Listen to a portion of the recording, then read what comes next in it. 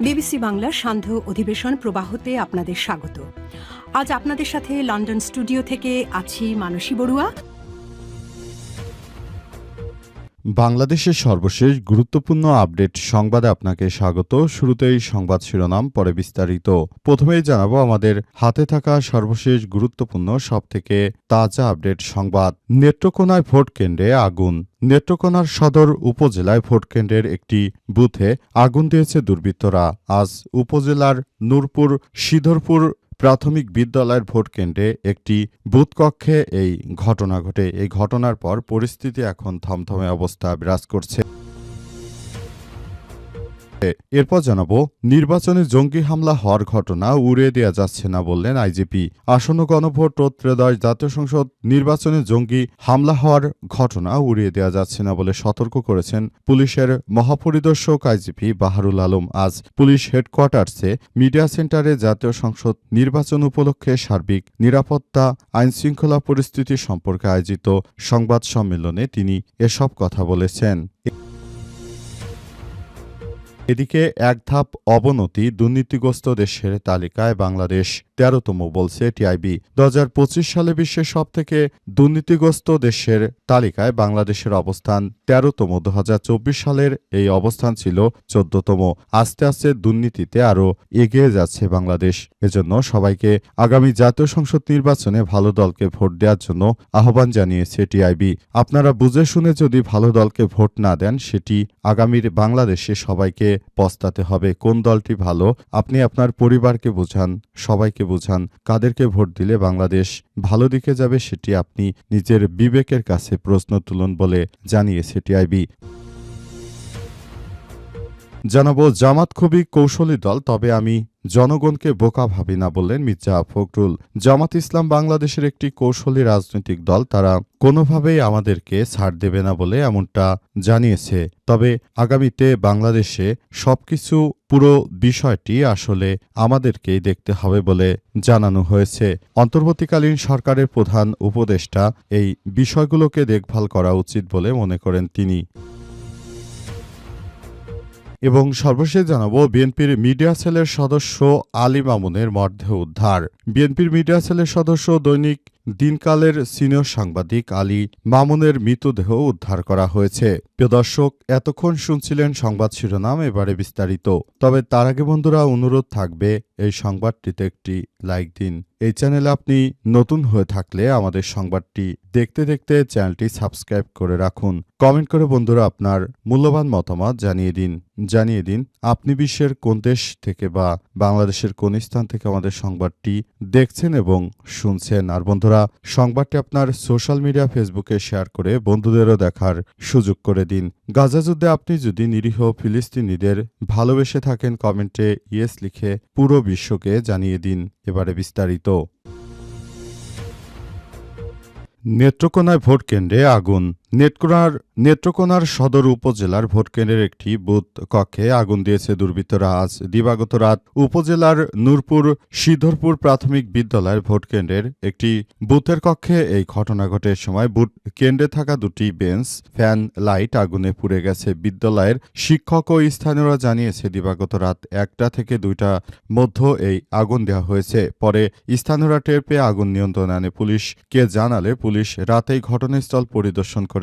পরে সকালে police DB সহ আইন শৃঙ্খলা রক্ষাকারী বাহিনীর সদস্যরা পুরো এলাকা ঘিরে ফেলেছে। এখন পর্যন্ত সেখান থেকে কাউকে গ্রেপ্তার করা যায়নি বলে পুলিশের পক্ষ থেকে বলা হয়েছে। রাজধানী ঢাকা সহ সারা দেশে যে কোনো ধরনের অনাকাঙ্ক্ষিত ঘটনা ঘটতে পারে এমন আশঙ্কা রয়েছে। আসলে আওয়ামী লীগ নির্বাচনকে বয়কট করার মধ্য দিয়ে বাংলাদেশে আবারও নতুন করে বড় ধরনের কোনো সমস্যার সৃষ্টি হতে পারে, এই আশঙ্কা উড়িয়ে দেওয়া যায় না বলে জানিয়েছে নির্বাচন কমিশন।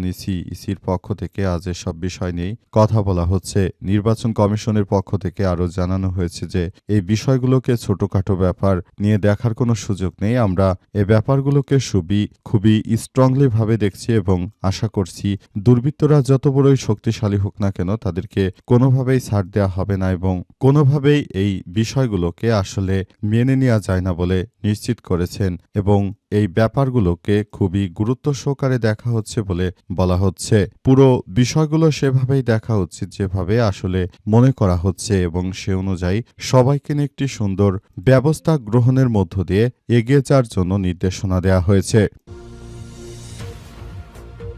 নির্বাচনে জঙ্গি হামলা হওয়ার ঘটনা উড়িয়ে দেওয়া যাচ্ছে না বলছে আইজিপি। আসন্ন গণভোট ও ত্রয়োদশ জাতীয় সংসদ নির্বাচনে জঙ্গি হামলা হওয়ার ঘটনা উড়িয়ে দেওয়া যাচ্ছে না বলে সতর্ক করেছেন পুলিশের মহাপরিদর্শক আইজিপি বাহারুল আলম। আজ পুলিশ হেডকোয়ার্টার্স মিডিয়া সেন্টারে জাতীয় সংসদ নির্বাচন উপলক্ষে সার্বিক আইন শৃঙ্খলা পরিস্থিতি সম্পর্কে আয়োজিত সংবাদ সম্মেলনে সাংবাদিকদের প্রশ্নের জবাবে তিনি এসব কথা বলেছেন। পুলিশের মহাপরিদর্শক জানিয়েছেন, আমরা কোনোভাবেই এই জঙ্গি হামলা থেকে আসলে নিজেদেরকে সেভাবে রক্ষা করতে পারবো না মনে হচ্ছে, কারণ আওয়ামী লীগের সন্ত্রাসী গোষ্ঠী তারা নতুন করে আবার দেশজুড়ে নাশকতার পরিকল্পনা করছে। এদেরকে আমরা কোনোভাবেই ছাড় দেব না। আমরা নাশকতাকারীদেরকে ধরে ধরে তারপর আটক করে পুরো সিস্টেমটিকে আমরা একটি সুনির্দিষ্ট পথের দিকে এগিয়ে নিয়ে যেতে চাই। যারা এই ধরনের কর্মকাণ্ডের সঙ্গে যুক্ত রয়েছেন তাদেরকে আমরা কোনোভাবেই ছাড় দিতে পারি না বলে সেখানে বলা হচ্ছে এবং সে অনুযায়ী সেখানে সবাইকে নিয়ে একটি সুন্দর ও সমৃদ্ধির বাংলাদেশ আমরা গড়ে তুলতে চাই, এমনটাই বলা হচ্ছে।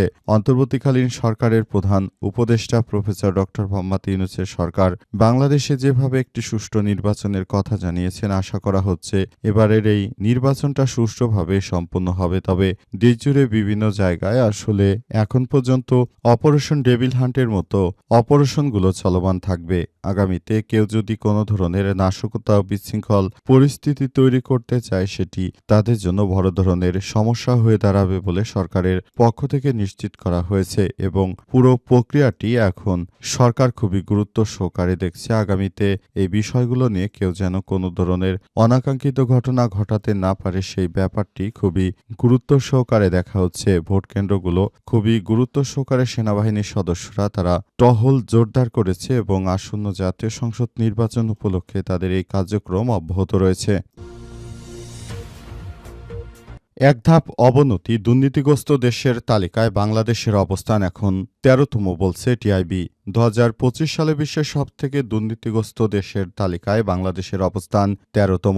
২০২৪ সালে অবস্থান ছিল ১৪তম এবং ১০ই ফেব্রুয়ারি রাজধানী ধানমন্ডিতে মাইস্টার সেন্টারে transparency international corruption perception index বা সিপিআই বা দুর্নীতির ধারাসূচক ২০২৫ প্রকাশ করে ট্রান্সপারেন্সি ইন্টারন্যাশনাল বাংলাদেশ টিআইবির নির্বাহী পরিচালক ইফতেখারুজ্জামান এই তথ্য তুলে ধরেছেন। বিশ্বের ১৮২টি দেশ ও অঞ্চলের মধ্যে জরিপের ভিত্তিতে এই ফলাফল প্রকাশ করা হয়। ২০২৩ সালের নভেম্বর থেকে ২০২৫ সালের সেপ্টেম্বর পর্যন্ত এ সময় তথ্যের ভিত্তিতে এই সূচনা তৈরি করা হয়েছে। সিপিআই-এর দুর্নীতি ধারাকে ০ থেকে ১০০ এর স্কেলে নির্ধারণ করা হয়েছে। ০ স্কোর দুর্নীতির কারণে সবথেকে ক্ষতিগ্রস্ত এবং ১০০ স্কোর দুর্নীতির কারণে সবথেকে কম ক্ষতিগ্রস্ত এবং সর্বাধিক সুশাসিত বলে ধারণা করা হচ্ছে। জার্মান বার্লিন ভিত্তিক আন্তর্জাতিক সংস্থা ট্রান্সপারেন্সি ইন্টারন্যাশনাল দুর্নীতি ধারণা সূচক বা সিপিআই বিদায়ী ২০২৫ সালে বাংলাদেশের অবস্থান ১৩তম। ১৮২টি দেশের মধ্যে বাংলাদেশের অবস্থান দাঁড়িয়েছে ১৫০তম। ২০২৪ সালের ১০০ স্কোরের মধ্যে বাংলাদেশের অবস্থান ২৩ এবং ২০২৩ সালে স্কোর ছিল ২৪। দুর্নীতি বাড়ায় বাংলাদেশের স্কোর ২০২৪ সালের তুলনায় ২৫ সালের আবারও ব্যাপক আকারে অবনমিত হয়েছে, কিন্তু অন্য দেশ আরও খারাপ করায় সূচকে এক ধাপ এগিয়েছে বাংলাদেশ। ২০২৫ সালে ডেনমার্ক সবচেয়ে কম দুর্নীতি হয়েছে, আর সবথেকে বেশি দুর্নীতি ছিল দক্ষিণ সুদান ও সোমালিয়ায়। ২০২৪ সালে বাংলাদেশের অবস্থান ছিল ১৫১তম। ২০২৩ সালে অবস্থান ছিল ১৪৯তম। আফগানিস্তান ছাড়া দক্ষিণ এশিয়ায় ভারত ও অন্যান্য রাষ্ট্রের তুলনায় দুর্নীতির মাত্রা বাংলাদেশে বেশি। সিপিআই অনুসারে ১০০ স্কোরের মধ্যে বাংলাদেশের বৈশ্বিক গড় ৪২, অর্থাৎ বৈশ্বিক গড় স্কোরের তুলনায় বাংলাদেশ পেয়েছে প্রায় অর্ধেক। কেবল তাই নয়, ১২ বছরের মধ্যে এবার সর্বনিম্ন স্কোর করেছে বাংলাদেশ, অর্থাৎ বাংলাদেশ দুর্নীতিতে আরও এগিয়ে চলেছে। জামাত খুব কৌশলী দল বললেন মির্জা ফখরুল। বিএনপির মহাসচিব মির্জা ফখরুল ইসলাম দাবি করেছেন জামাত ইসলাম খুবই কৌশলী দল। তারা যে কোনো মুহূর্তে ফল চেঞ্জ করে দিতে পারে, মানুষকে তাদের পক্ষে নিতে পারে এবং বিভিন্নভাবে তারা মানুষকে এক্সপ্লয়েট করতে পারে বলে অভিযোগ করেছেন তিনি। বিএনপির মহাসচিব মির্জা ফখরুল ইসলাম আরও জানিয়েছেন, তাই সবাইকে বলবো আপনারা পুরো বিষয়টিকে কোনোভাবে হালকাভাবে না নিয়ে আরও ভালোভাবে সবকিছুর বিষয়ে খোঁজখবর নিন। আমরা মনে করি আগামীর জাতীয় সংসদ নির্বাচনে কোনো দুর্নীতিবাজ এবং যারা সন্ত্রাসী কর্মকাণ্ডের সঙ্গে জড়িত ছিল তাদেরকে ক্ষমতায় যেতে দেওয়া হবে না। মির্জা ফখরুল আরও বলেছেন, তারা অত্যন্ত সুষ্ঠু ও সুশৃঙ্খলভাবে আমাদের এই বিষয়গুলোকে তারা যেভাবে নিচ্ছে সেটি আসলে কোন দিকে যায় সেটি এখন দেখার বিষয়। আমরা মনে করি যে পুরো সিস্টেমটি একটি নৈরাজ্যকর পরিস্থিতির মধ্যে পড়ে যেতে পারে, তাই এসব বিষয় নিয়ে এখনই আমাদের সজাগ থাকতে হবে। মির্জা ফখরুল আরও দাবি করেছেন যে আমরা চাই আগামীর জাতীয় সংসদ নির্বাচনটি সুষ্ঠু ও সুন্দরভাবে করার মধ্য দিয়ে আমরা আগামীতে যে কর্মকাণ্ডগুলো করতে পারবো সেই কর্মকাণ্ডের মধ্য দিয়ে আমরা আসলে আগামীতে একটি সুন্দর ও সমৃদ্ধির বাংলাদেশ গড়ে তুলব এমনটাই মনে করা হচ্ছে। তবে শেষ পর্যন্ত আদতে পরিস্থিতি কোন দিকে যায় সেটি দেখার বিষয়। বিএনপির মহাসচিব আরও জানিয়েছেন যে পুরো সিস্টেমটিকে একটি সমৃদ্ধ ও অগ্রযাত্রার দিকে পরিবর্তন অবশ্যই আমাদের কাম্য, তবে আমরা এসব বিষয় কোনোভাবে এড়িয়ে যেতে পারি না। পুরো সিস্টেমটি আসলে আমরা কোনোভাবেই তাদের উপর ছেড়ে দিতে পারি না এবং এসব বিষয়গুলোকে নিয়ে আমাদের এখনই সময় কাজ করতে হবে।